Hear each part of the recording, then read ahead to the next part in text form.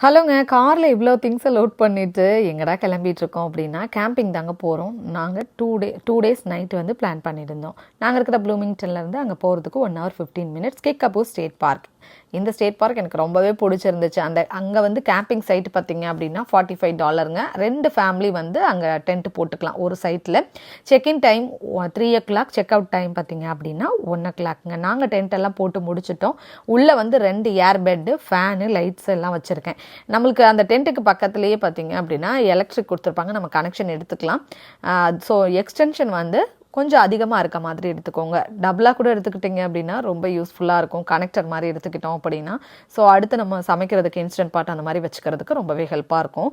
Night டின்னருக்கு பார்த்தீங்க அப்படின்னா dosa, chutney, grill chicken plan பண்ணியிருந்தோம். சட்னி வீட்டிலேருந்தே அரைச்சி எடுத்துகிட்டு போயாச்சு. கிரில் சிக்கனுக்கு மேரினேஷன் வீட்டிலேருந்து பண்ணி எடுத்துகிட்டு போய் சாப்பிட்டோங்க. ரொம்ப ஜாலியாக இருந்தது. அந்த டே நைட் பார்த்தீங்க அப்படின்னா 1:00 ஆகிருச்சு தூங்குறதுக்கும். நல்ல வெக்கையாக இருந்தது. ஃபேன் இல்லாமல் கண்டிப்பாக தூங்க முடியல. ஆஃப்டர் ஒரு 2:00, 3:00 போது நல்லாவே குளிர ஆரம்பிச்சிருச்சு. ஸோ நெக்ஸ்ட் ஷார்ட்ஸில் பார்க்குறேன்.